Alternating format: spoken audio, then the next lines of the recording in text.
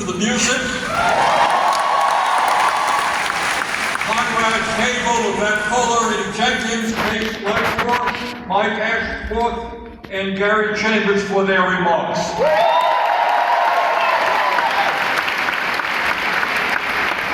And let me also thank your local Congressman Mike Johnson for welcoming me to Shreveport.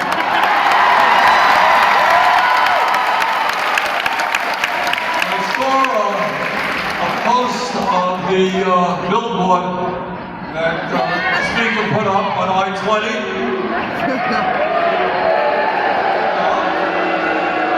Yeah, I agree, the photo was not good, no question. You gotta send Mike a better photo. But in truth, he did note what I am going to talk about today. And that is this absolutely horrific piece of legislation that Johnson is pushing into Congress.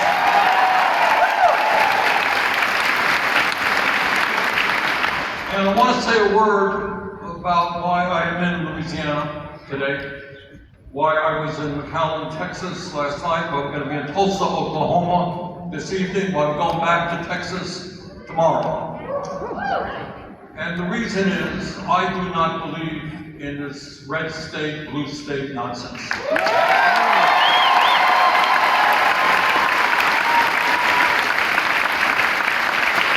I believe that when you live in Louisiana or Texas or Vermont or Massachusetts, I believe that the vast majority of the American people believe in economic justice. They believe in social justice. They understand that climate change is real and a threat to humanity. They believe in racial justice and an end to bigotry in all of its forms.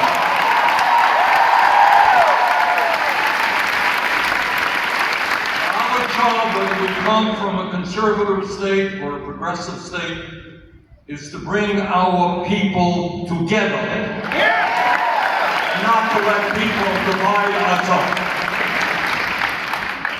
I'm going to talk about Mr. Johnson's bill, but before I do that, I want to say a few words about where I see us as a nation today. And in that regard, I see both bad news and good news. And the bad news is, I think most Americans understand, is that as a nation today, we face more serious crises than at any time in the modern history of our nation. And I wish I could tell you that wasn't the case, but it is the case. That's the bad news. The good news is that all over America, people are standing up, and your presence here today is part of that, standing up and fighting back.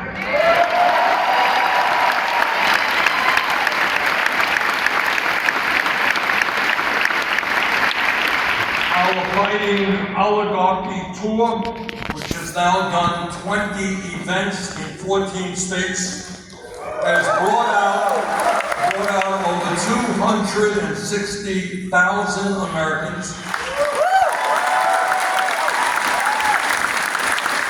Those are Democrats, Republicans, and Independents coming together. And just last weekend, on Saturday, there were No King rallies. You know the No King rallies?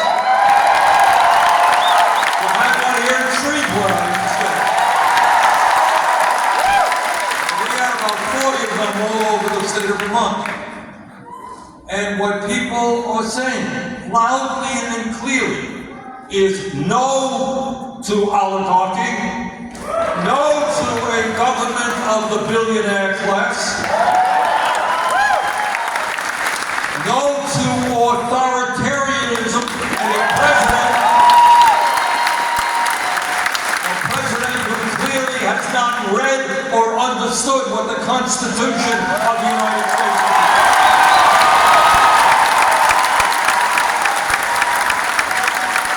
No to kleptocracy and a president who's going to make hundreds of millions of dollars off of his role as president.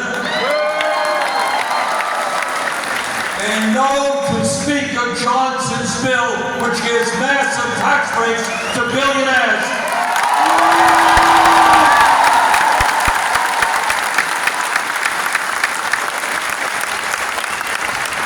Let me spend a moment talking about stuff that you don't see much about on TV, or read about in the papers, or hear much about in Congress. And that is that right now, in an unprecedented way, we as Americans are living in an oligarchic form of society. And what that means is that right now, no one disputes this, we have more income and wealth inequality in America today than we have ever had in the history of this country. You have one person, let me tell you how absurd it is, and you don't hear it discussed in Congress much. Some of us do, but not many. You don't hear it discussed on the media. You got one guy, one person, Mr. Musk. You heard of Mr. Musk? This guy, one person, owns more wealth than the bottom 52% of American households. You got that? There is nobody in this country who thinks that that is appropriate. You got in America today, the top 1% owning more wealth than the bottom 93%. You have the CEOs of large corporations now making 350 times more than their average worker. But it is not, when we talk about the economy, it's not just income and wealth inequality. It is a nation in which we have more concentration of ownership than we have ever had in our history. No matter what the sector may be, whether it's agriculture, transportation, financial services, healthcare, big tech, media, what you have is fewer and fewer very large corporations controlling what is produced and the prices we pay when we go into a grocery store or wherever. So you have more concentration of ownership than ever before. And you add all of that together, huge corporate profits, rich getting richer, what we have now is a society of, in a sense, two nations. In one sense, you have the people on top doing phenomenally well, never have done better. But there is another reality, and that is that while the richest people are doing phenomenally well, working class people are struggling to put food on the table, struggling to pay their health care bills, and struggling to find affordable housing. But when you talk about the economy, and you talk about wealth in this country, I want everybody to understand, again, very important point that is almost never discussed. It's not just that the rich have enormous economic power. They do, unprecedented. They have enormous political power. So let me be clear as I can be, we are living now under a corrupt campaign finance system.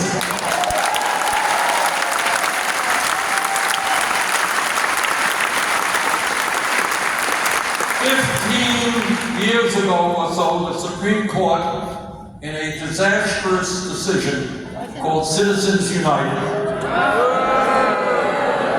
essentially said that billionaires can spend as much money as they want to buy and sell politicians. And that is exactly what is going on today.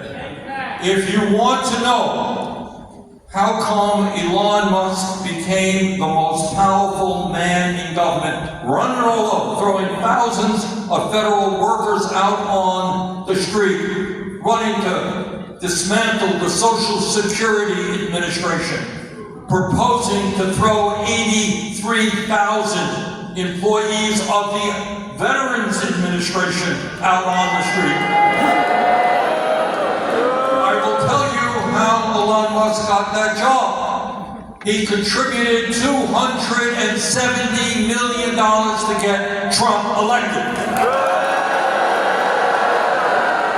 That is obscene. And I'll tell you something else. That right now, as we debate, and the Johnson bill is coming to the Senate literally in a few days. And as we debate that bill, if you think there is a member of the House of Representatives, a Republican member, who is prepared to stand up against this bill without knowing that if this guy stands up and he says, you know what, I represent the low-income district, I don't think cutting Medicaid is a good idea to get tax breaks to the rich. You know what happens to that guy? On the next day, Mr. Musk says, we are going to primary you. You are out of here. I own the system. You cannot defy what we want. That's the Republicans. And the Democrats also have billionaires controlling what goes on in that party. So it's not just Republicans. And I will give you an example. Some of you will agree with me. That's fine. I happen to be a believer in democracy. I think that's a pretty good idea. Under my Republican leadership, I don't think everybody has to agree with everything I say. But I'll give you an example of something I feel very strongly about. I brought forth several, what's called joint resolutions of disapproval. And what those are, and what I was trying to do, was to end U.S. military aid to the Netanyahu government in Israel.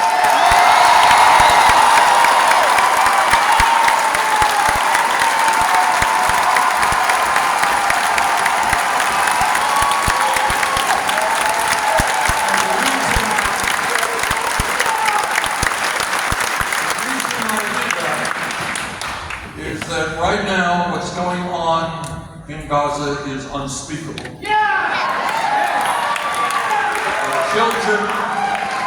Children are starving, people are being shot in cold blood. But my point is, on that resolution calling for cessation of military aid to Netanyahu's government, I got 15 votes. 15. Now, why did I get 15 votes? Do you think it's because other Democrats and Republicans are not concerned and not understanding of what's going on there? They do. They are afraid of super PACs like AIPAC and other PACs, and understand that if they stand up, they're going to get primaries. I'll give you another time. And again, I don't know how people in this room feel. I think it would be a disaster for the United States to get involved right now with Israel in a war against Iran.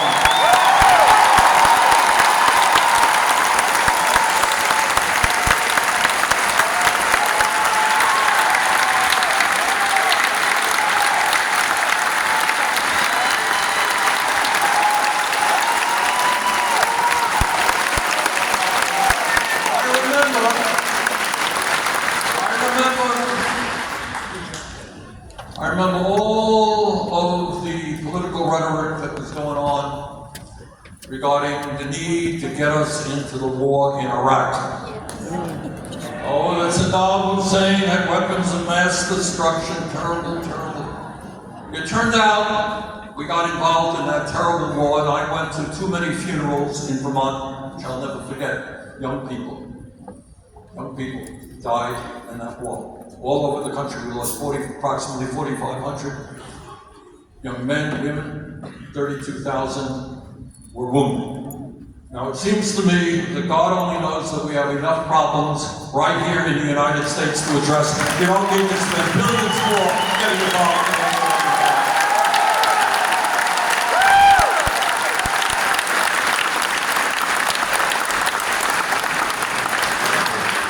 But I raise those points not just to talk about Gaza or Iran, but to talk about the power of money in our political process. And that is why the most important political issue that we must deal with as a nation is getting rid of the Citizens United Supreme Court.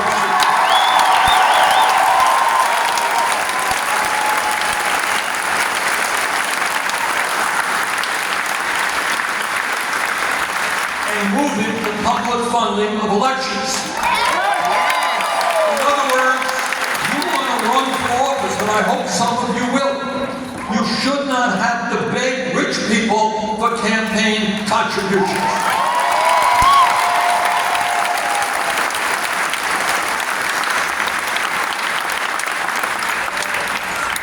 Today, in the wealthiest country in the history of the world, there is a reality going on that, again, gets very little discussion, and that has to do with who owns the media, etc. What's going on is that 60% of our people are living paycheck to paycheck. You all know what that means, living paycheck to paycheck? I fear that many of you do. And I grew up in a family that lived paycheck to paycheck, and that is a life and a childhood that I will never forget, and that has greatly impacted my political views. And what paycheck to paycheck means, as you know, is there are people waking up today worrying about how they're going to feed their kids. They're worrying about what happens if the landlord raises rent, how they're going to pay them. They worry about somebody in the family gets sick, I can't afford to take the kid, my parents, to the doctor, we just don't have the money. Talk about, what happens if my car breaks down, I can't get to work, right? $1,000 bill to get my car repaired, if I can't get it repaired, I can't get to work, if I can't get to work, I get fired. What happens to my family? That's what living paycheck to paycheck is about.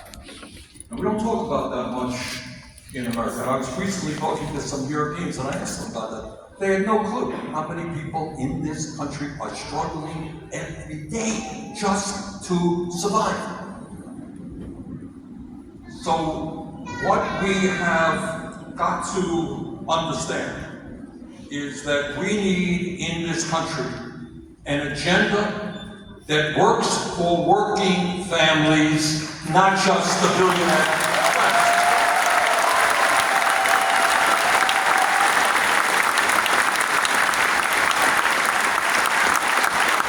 I'll tell you why. Today in America, I want you to hear this again because it is not talked about much.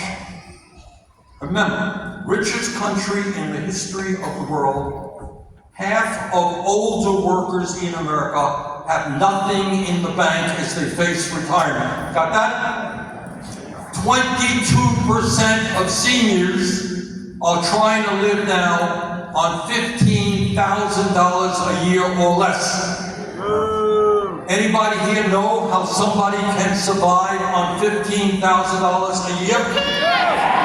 You can't. I don't care where you live. 85 million Americans in the richest country on earth are either uninsured or underinsured. We have, as a nation, the highest rate of childhood poverty of almost any nation on earth.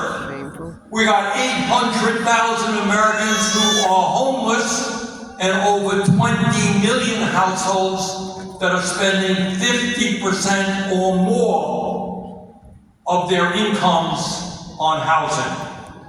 You got millions of kids who can't afford to go to college, and you got a child care system which is broken at a time when in many cases both mom and dad are working. And then on top of all of that, there's another reality. And I think it tells you why people in America are angry. All of you know and understand that over the last 50 years, 50 years, technology has exploded, and there has been a huge increase in worker productivity, right? Yeah. Every worker in this room now produces a lot more than somebody doing similar work 50 years ago. One might expect that given the reality that workers today are far more productive, producing a lot more than used to be the case, they must be making a lot more money than the men and women who did those jobs 50 years ago, right? Well, here's the fact.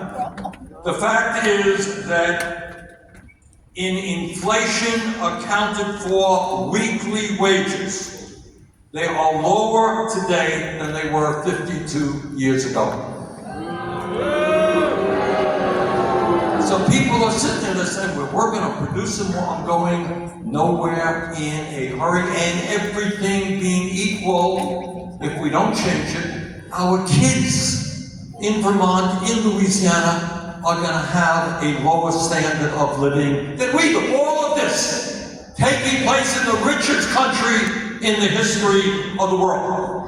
And it's important to notice, during that same 50-year period, there was a $79 trillion transfer of wealth that went from the bottom 90% to the top 1%. So what you got? You got a society which, if you add it all together, is phenomenally rich, but the people on top have virtually all of it, and they are getting richer and richer, while working class people struggle. This will shock some of the younger people here. All right, but you gotta believe me that this is true. Hard to believe.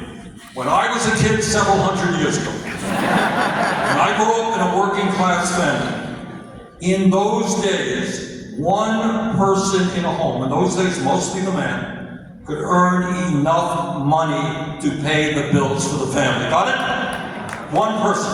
How many working class families do you know where both mom and dad are not working? Not many, correct? Right. All right, that's the reality. And now let me get to Mr. Johnson's bill. Because at a time when so many of our people cannot afford health care, when families are struggling to put food on the table, we got kids in Louisiana and Vermont who are hungry, kids can't afford to go to college. Mr. Johnson's bill does virtually everything wrong. Right. But let me say a word about what the bill is not about. Mr. Johnson, in his billboard, said that people like me want to raise taxes on working class families, and that is absolutely untrue. Nobody in Congress, nobody believes that we should not reauthorize the tax provisions that protect working class families. That's a bogus issue. But let me tell you what this bill does do. This bill, at a time of massive income and wealth inequality, when the billionaires have never had it so good, it would provide a $650 billion tax break to the top 1%. All of the billionaires in this room, and I know there are many, good times are coming for you. You're going to get a big tax break. This bill would also, which I find just unbelievable, provide a $230 billion tax break to the top 0.2% of 1%. Not even 1%, 0.2%. By expanding Indian estate tax, the exemptions for very, very rich families. This legislation that Mr. Johnson is pushing would provide a tax break of more than $400 billion to large corporations. And by the way, one of the things this tax break does is it incentivizes these companies to make investment in new technology, i.e. robotics and artificial intelligence, which are going to throw you out on the street. And how are they going to pay for all of these tax breaks for the rich and large corporations? Well, I will tell you. Johnson's legislation cuts Medicaid and the Affordable Care Act by over $1 trillion. The Congressional Budget Office, a nonpartisan institution, has estimated that at a moment when 85 million Americans are uninsured or underinsured, this bill would end health insurance for 16 million more Americans. So in other words, instead of dealing with the healthcare crisis, making sure that all of our people have health insurance, lowering the cost, this makes a terrible situation even worse. This bill, for the first time, forces millions of Medicaid recipients who make as little as $16,000 a year to pay a co-payment of $35 every time they visit a doctor when they get sick.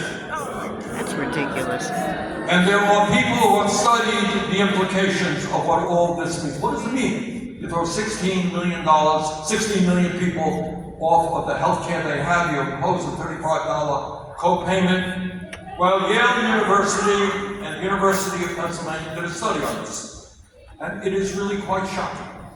They estimated that if this reconciliation bill is enacted, over 50,000 Americans will die unnecessarily each and every year. It is not hard to understand why. If people don't have access to health care, low income, working class people, they can't get to a doctor when they need to, they will suffer. And tens of thousands will die. But I also want to tell you that we're talking about Medicaid cuts, it impacts more than the 16 million individuals. Nursing homes are largely dependent on Medicaid, community health centers, largely dependent on Medicaid, hospitals, largely dependent on Medicaid, rural hospitals, which are shutting down all over the place, will be devastated by this terrible piece of legislation. But don't take my word for it. The Republican president of the state Senate, right here in Louisiana, recently said that if this reconciliation bill is signed into law, the state legislature would have to immediately go into a special session because this state could not afford the massive cuts to Louisiana's hospitals, healthcare systems, and state budget. That is the Republican president of the Louisiana State Senate. But it is not in this legislation just our healthcare system that would be devastated. This bill would cut $290 billion from nutrition programs. We got hungry kids in Vermont, we got hungry kids in Louisiana, dependent on school breakfast programs, school lunch programs. You got programs like Meals on Wheels, which do a phenomenal job in Vermont that I expect here as well, right? All over the country. But you're going to see nutrition programs cut for kids, for elderly people, so that billionaires can get a huge tax break. This bill would slash education funding by $350 billion. All over this country, many kids, working class kids, want a higher education. They want to go to college, they want to go to a trade school. This bill would make it much, much harder to do that. A few weeks ago, Speaker Johnson said that there was a quote-unquote, a moral component to this reconciliation bill. Okay. I don't know that there is any religion on earth that believes it's appropriate to take food away from hungry kids to give tax breaks to the rest.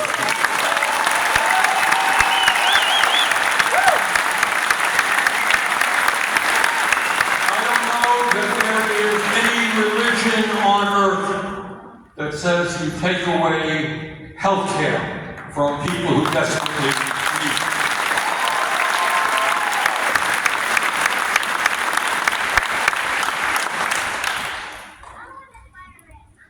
In my view, as a nation, it is imperative that not just we beat this bill, I'm going to work as hard as I can next week and in the coming weeks.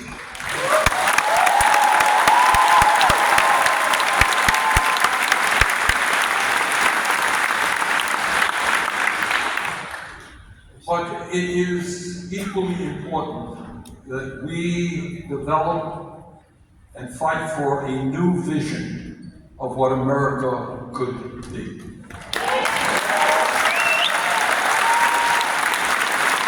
What the establishment wants to tell you in so many words is, well, I'm sorry about it. We're a poor country, we're a struggling country. Sorry I have to throw you off health care. Sorry I have to deny food for your kids. Sorry we can't do anything about the housing crisis that exists all over. We just don't have the money to do it. And we have got to respond by saying sorry. This is the richest country in the history of the world. There is nothing that we cannot accomplish.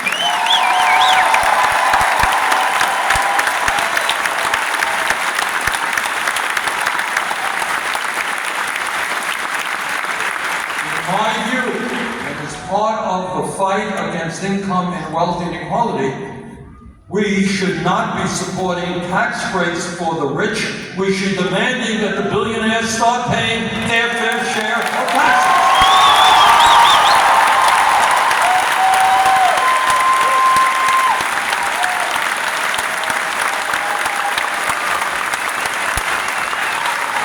Brothers and sisters, instead of throwing 16 million people off of health care, we should understand that health care is a human right. Guarantee health care.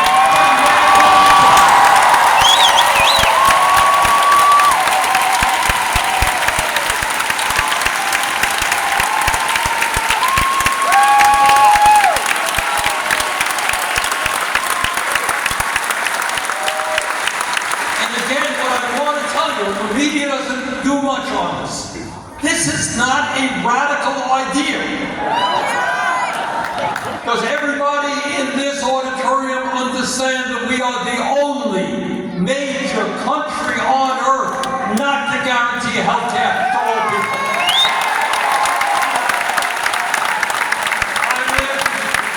I live in Vermont, 50 miles away from the Canadian border. They spend 50% of what we do per person on health care. Somehow they manage to provide quality care to all of their people. You get sick, you can't get to the hospital for a month, there is a zero bill.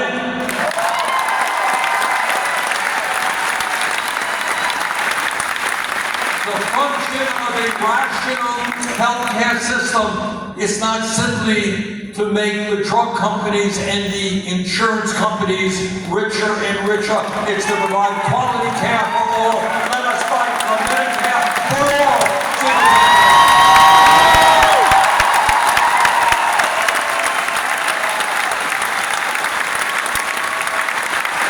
There are people in the Senate, some Republicans, who are talking about cutting Social Security, raising the retirement age or whatever.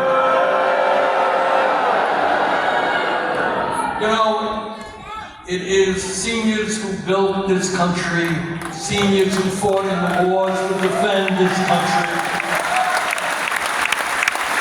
And in their last years, you don't cut Social Security. We expand Social Security benefits. And we do that by lifting the cap on taxable income so the billionaires start paying their fair share into the system.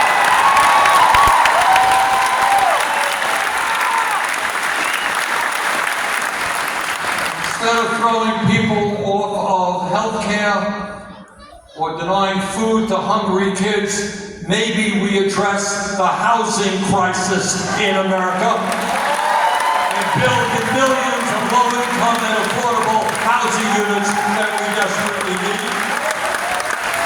Maybe in a competitive global economy, instead of making it harder for kids to get a higher education, we make public colleges and universities tuition free.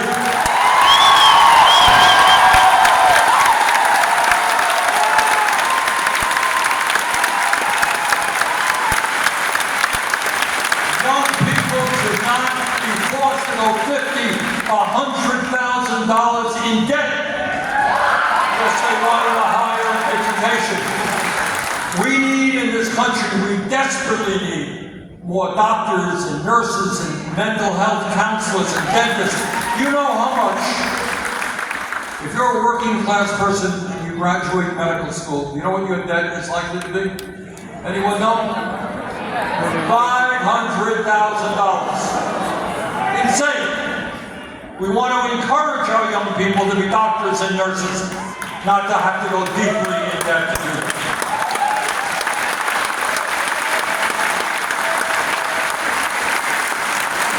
And yes,